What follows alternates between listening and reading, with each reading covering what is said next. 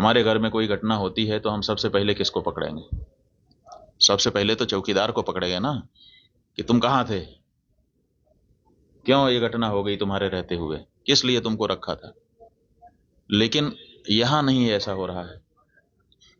यहां जो है कहते तो हैं कि हम चौकीदार हैं, लेकिन चौकीदारी अगर की गई होती, हाँ चौकीदार अगर अपने काम में पक्का होता है तो उसके ऊपर आक्रमण करके उसको कोई मार दे, लेकिन फिर कहा जाता है कि इस चौकीदार ने अपना निभाया।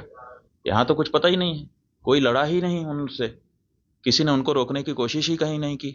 वो आए, घटना की, आराम से चले गए, कहीं पर उनको कोई बाधा नहीं है। कहाँ है चौकीदार? और चौकीदार के बारे में चर्चा ही नहीं हो रही है। अब कह रहे हैं हम उनको सबक सिखा देंगे, हम ये कर देंगे, हम वो कर देंगे। पाकिस्तान की धरती से आए थे।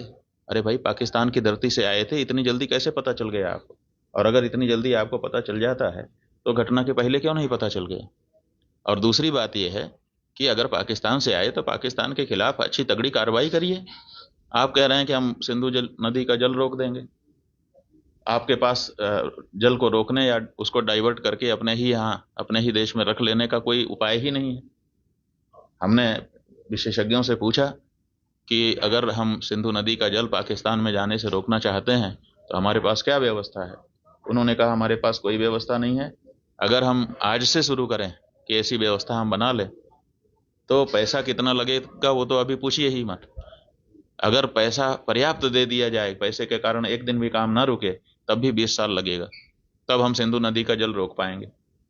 तो ऐसी परिस्थिति में हम ये कह दे रहे हैं कि हम सिंधु नदी का जल रोक लेंगे। और टेलीविजन के एंकर हमने सुना, वो कह रहे थे बूंद बूंद के लिए तरसेगा पाकिस्तान, एक गिलास शुद्ध पानी नहीं मिल पाएगा, खेती नष्ट हो जाएगी, बिजली नष्ट हो जाएगी, ये हो जाएगा, वो हो जाएगा। गजब बता रहे थे, ऐसा लग रहा था कि जैसे प्यास तो लग ही गई पाकिस्तान को अब।